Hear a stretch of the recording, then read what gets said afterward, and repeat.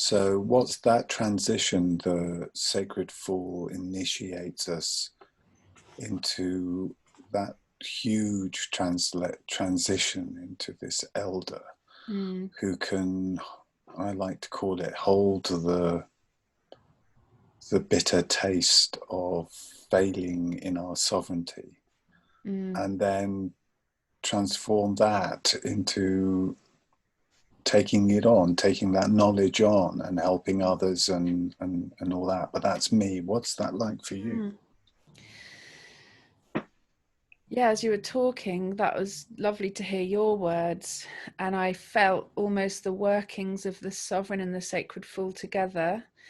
And it was like they were saying, well, of course, if you work with us and if you do that work enough, it's almost like seeing things going round and round for a long enough period of time, then you will shift into this place of humility and wisdom and power and knowledge,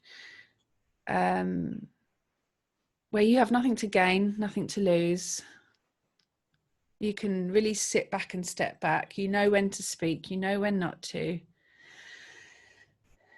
And what I'm sensing is, for me, that is still in the future. Of course it is in terms of my life. So it feels like a something to move towards, whilst I also believe we have these archetypes within us. I believe I have a wise elder.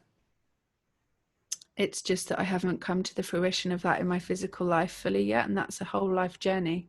That is I work a lot with cyclical wisdom, and it's talking of the rose hip is so concentrated with vitamin C and holds all the potential for the next cycle of the rose.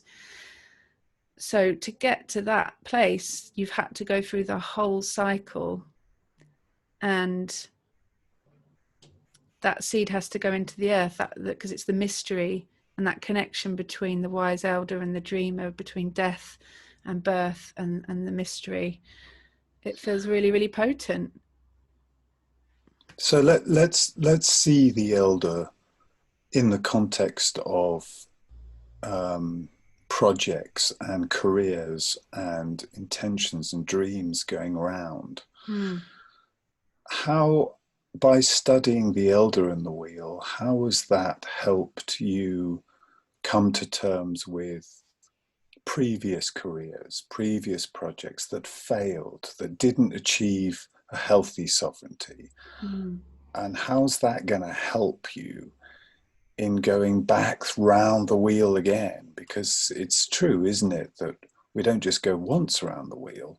Even in our life, we have lots of reinventions, reincarnations of our own lives and our dreams and what we want to do with our lives, what our soul purpose is. So how do you see that eldership taking you, the knowledge that you have from your failures? How does that then help you to dream up a new way of living in this life?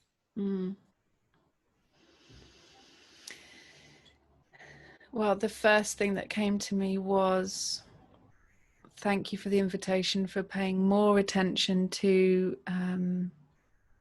actual times in my life that I haven't fully digested yet, that were big failures. So that feels like a really important and healthy invitation for me to say, take the end of speech therapy and actually really work it. So I haven't done that piece of work yet, and that's okay, because I've known that I haven't been fully ready. But that's really interesting how that landed in me. Then the example that came for me was, I've offered this work online with a group of women, and I had a real experience with the ending of it. And we ended up having to have a separate section on the wise elder. And in between that, I had mentoring around endings. And I learned so much. And I had to take all that learning and that feeling in me of like, oh, endings, I don't know how to do endings, and really explore that from that perspective of what can I learn. And I took that into that final session, which felt so much healthier.